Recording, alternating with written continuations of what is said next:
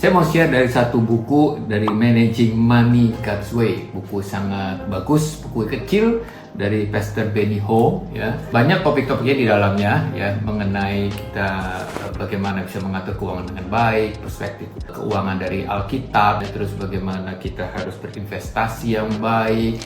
Topik-topik yang bagus dari buku ini, ya, kalau mau cari atau mau dapatkan silakan. Ya, tapi ada satu topik yang saya mau bagikan pada kali ini, yaitu mengenai 7 kunci untuk simplifying our lifestyle. Ternyata kita punya lifestyle, kita punya gaya hidup perlu disimplify kelihatannya, ya. Begini, banyak hal sebenarnya dalam hidup ini bukan Tuhan tidak jawab masalah kita, tapi kita kadang-kadang yang mencari-cari masalah. Ya, kadang-kadang dalam hidup ini bukan Tuhan tidak menjawab, tapi kadang-kadang kita yang mencari-cari masalah. Ya, kadang-kadang kita yang sebenarnya bisa menghindar masalah, cuma nggak mau tahu. Akhirnya kita sendiri masuk masalah. Karena Tuhan baik sih, pasti kita akan dikeluarkan dari masalah kalau kita berseru dengan sungguh-sungguh. Tapi kenapa kita harus sampai seperti itu? Kalau kita bisa menghindar dari masalah terlebih dahulu, bukankah itu lebih baik buat seorang anak Tuhan, ya? Oke, kita lihat ya, ada 7 kunci, 7 key to simplify our lifestyle. Ya. Yang pertama katanya, ya, buy for utility value rather than for the prestige. Beli barang-barang yang memang diperlukan, barang-barang memang yang dibutuhkan, barang-barang yang nilainya memang sesuai, bukan untuk gaya-gayaan, bukan untuk gengsi-gengsian. Karena kita membeli barang bukannya sesuatu untuk kita bisa pamer. Nah, itu yang mahal kelihatannya, ya. Gaya pamer, gaya untuk mengimpress orang itu kadang-kadang lebih mahal daripada harga barangnya.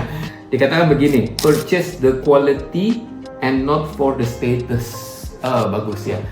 Bukannya kita tidak boleh beli barang-barang branded. Tentu boleh banget, ya, pakai banget lagi, boleh sekali gitu.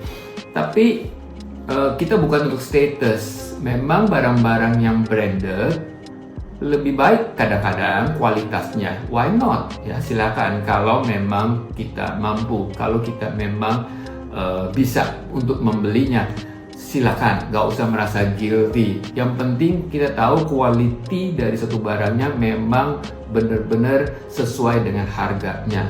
Kita beli bukan untuk statusnya, tapi memang quality-nya memang mumpuni. Itu yang dimaksud.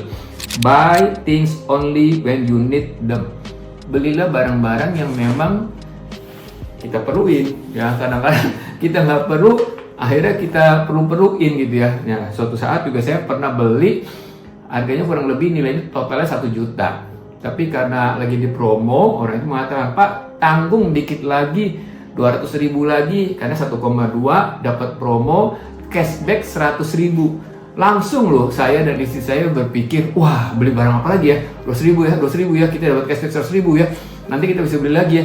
Kita pikir, terus pikir, tapi untungnya saya berhenti sejenak gitu ya. Enggak lah, memang nggak butuh yang lain.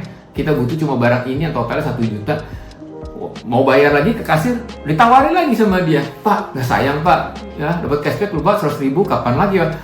Wah, itu hati bergejolak ya. Kadang-kadang kalau nggak diambil sayang nih ya, diskonnya 100.000, bayangin ya. Dan kadang-kadang itu kita ya tergoda juga sih. Nggak salah dengan pihak si department store atau tokonya, karena memang mereka di training untuk sales-nya bisa meningkat.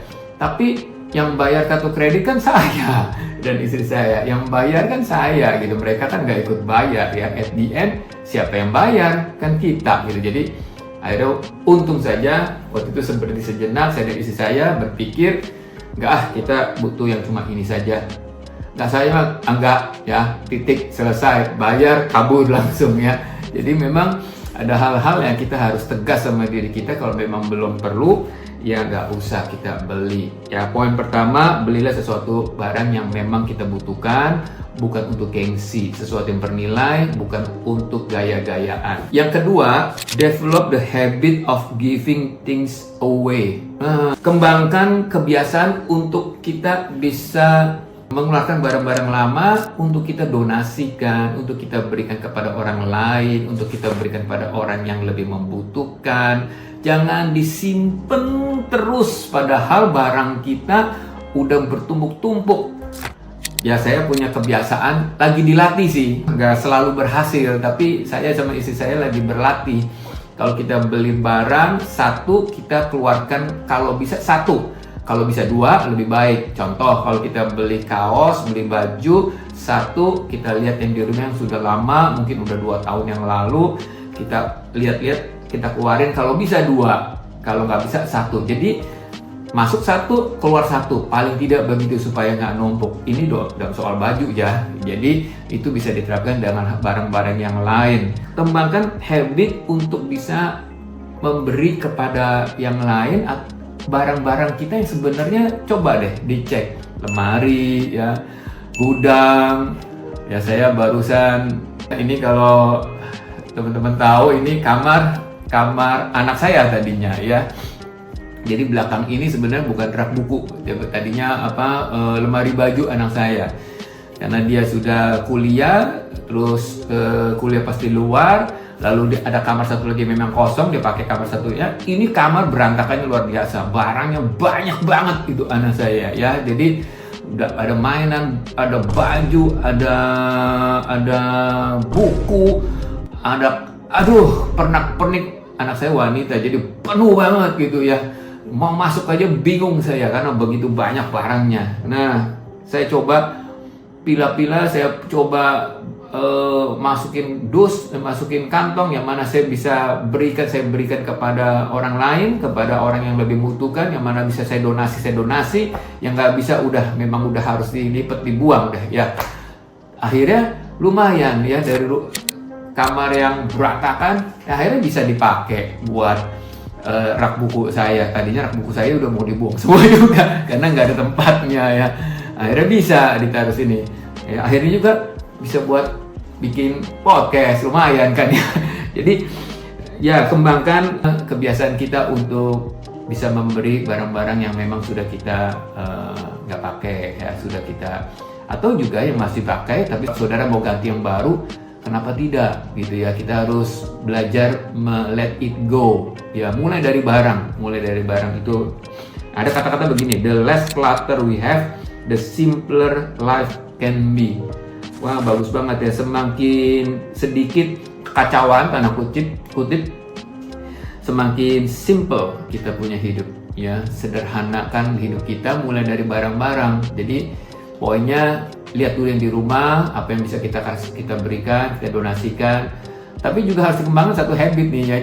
Ingat nomor 1, jangan asal beli. Kalau memang belum butuh ya jangan gitu ya. Yang ketiga, beware of modern advertising. Hati-hati dengan advertising zaman sekarang ya. Apalagi zaman sekarang ya. Kita mikir apa, kita ngomong apa, besokannya bisa nongol di handphone kita ya. Jadi kalau kita lagi bicara mau pergi ke tempat tertentu, kita cari hotel, besokannya bisa nongol itu hotel di advertisingnya di HP kita. Nggak tahu dengan teman-teman, kalau saya sama istri saya sering banget. Kita lagi bicara soal sepatu, belum beli nih, baru mikir sepatu kayaknya kita perlu ganti yang model. Besokannya tuh 2 hari lagi keluar loh advertisingnya di HP. Saya juga bingung tuh ya, kelihatannya memang mereka sudah bisa dengar ya. Nah, tapi beware of modern advertising.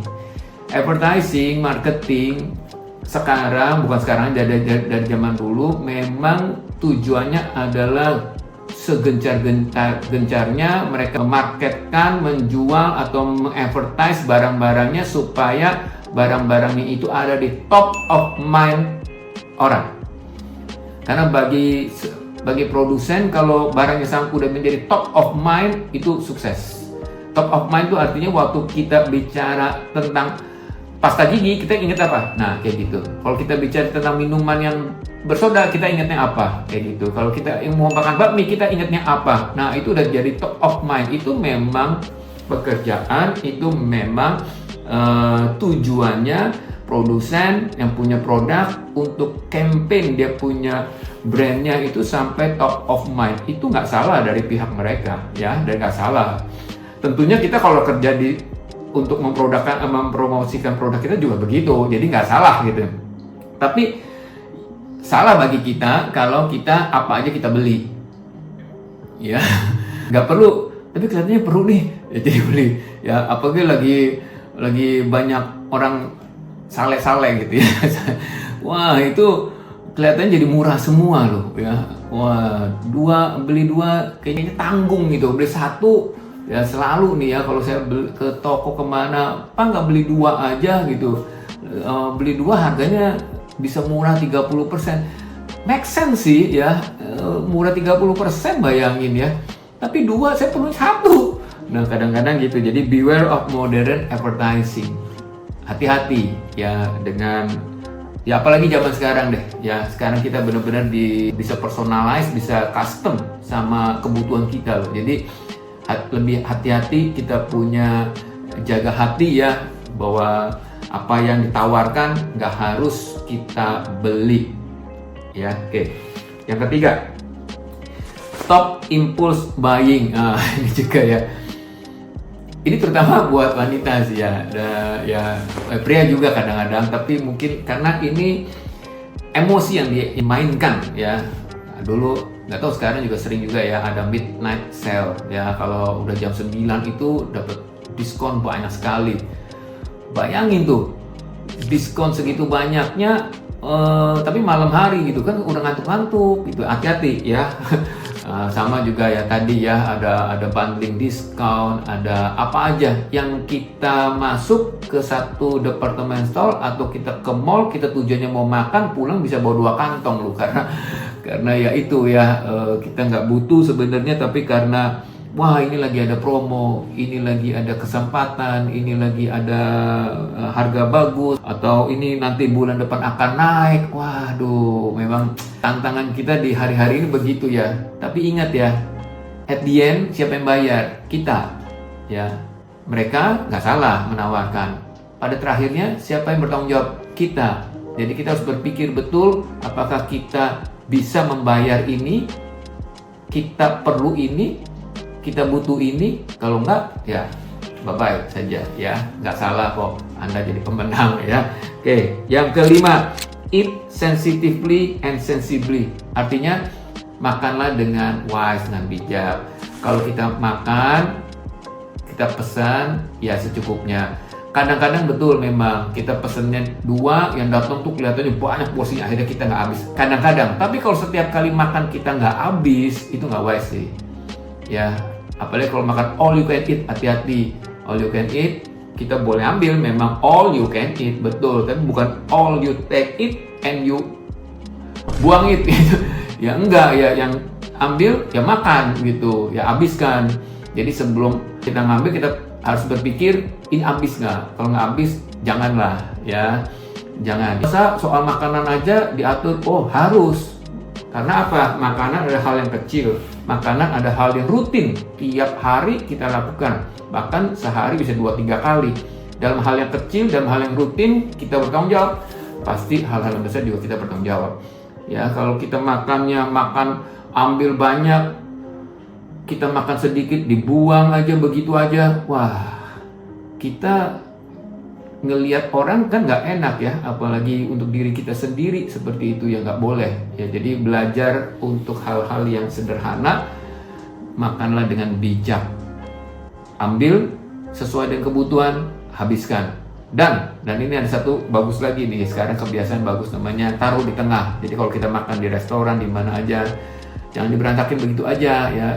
Sekarang ada kebiasaan bagus, kita rapikan, taruh di tengah. Kan ada orang yang nanya dibersihkan, betul.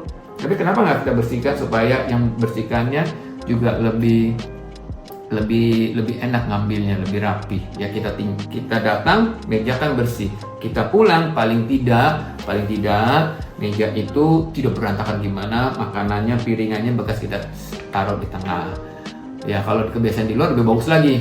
Ya kita bawa itu sama tray-traynya ke tempatnya, itu saya setuju. Cuma di sini kan tidak umum begitu ya, nggak semua restoran punya tempat untuk kita taruh tray-nya. It's okay ya, it's okay, tapi paling tidak kita taruh di tengah, untuk kita rapikan. Yang keenam, enjoy things without having to own them.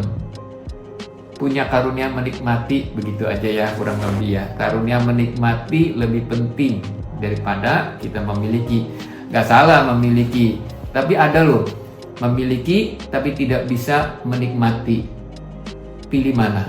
Menikmati tapi memang kita belum waktunya untuk memiliki. It's okay, bukan? Kita bisa menikmati tanpa harus memiliki. Ada orang memiliki tapi nggak bisa menikmati, ya. Oh, ada yang mengatakan, oh kalau bisa memiliki dan menikmati, ya boleh-boleh saja. Tapi kan nggak semua. Ada hal-hal tertentu yang kita memang belum waktunya, kita bukan milik kita, it's fine.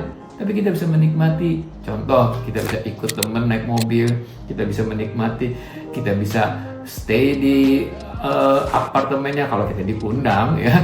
Kita diajak untuk ke rumah resortnya kalau kita diundang, ya nikmati saja. Kita ditraktir mungkin, ya puji Tuhan, ya nikmati saja. Intinya poinnya adalah nggak perlu semua kita miliki baru kita bisa enjoy. Enggak, kita bisa enjoy tanpa harus memiliki. Ada kata-kata begini, in this way we can rejoice with others when they are blessed without feeling that God must grant us the same blessing. Aduh, indah ya. Kita bisa enjoy, rejoice dengan berkat orang lain. Yang ketujuh, enjoy nature and see God in it. Nikmati alam ini. Sekali-sekali ayo kita ke pantai, sekali-sekali ayo kita lihat gunung, sekali-sekali kita lihat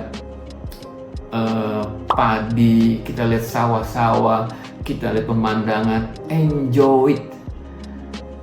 Ini kata-kata yang bagus nih. Not all enjoyable things need to be electronic. Nggak semua yang bisa dinikmati ada hal-hal yang elektronik. Enggak. Ada hal-hal yang natur katanya, hal-hal yang alami. Wah, indah ya. Sekali-sekali coba naik gunung ya. Wah, indahnya itu nggak bisa dikalahkan. Ya, coba sekali-sekali kita ke pantai yang begitu indahnya. Poinnya adalah enjoy the nature yang Tuhan sudah berikan sama kita. Ya, 7 hal ini biarlah bermanfaat buat kita semua, supaya kita bisa mensimplify hidup kita, lebih sederhanakan. Ya, kita nggak perlu sampai harus masuk banyak masalah kalau kita bisa mulai hal-hal yang sederhana ini. Yang pertama, belilah sesuatu yang penting, yang dibutuhkan, bukan untuk prestis, bukan untuk gaya-gayaan. Yang kedua, kembangkanlah kebiasaan untuk bisa memberi barang-barang yang memang sudah kita bisa berikan kepada orang lain, atau masih kepake saudara mau berikan, silakan. Yang ketiga, hati-hati dengan advertising masa kini, zaman sekarang ya, advertising yang sangat luar biasa masifnya dan sangat customized ke personal ke setiap orang, hati-hati. Yang keempat, stop beli yang impuls ya, yang berlebihan, belilah secukupnya. Yang kelima, makan dengan bijak. Ya, nikmatin ya, bukan porsinya tapi quality waktu kita makan, itu penting. Keenam, tidak harus kita memiliki baru kita bisa menikmati, tapi nikmatilah sesuatu yang belum memang kita miliki. 7, enjoy alam ini. Alam ini begitu indahnya, nikmati ciptaan Tuhan. God bless you. Sampai di podcast berikutnya. Senang bisa berbagi ya. Semoga 7 kunci simplifying our lifestyle ini bermanfaat buat kita semua. God bless you.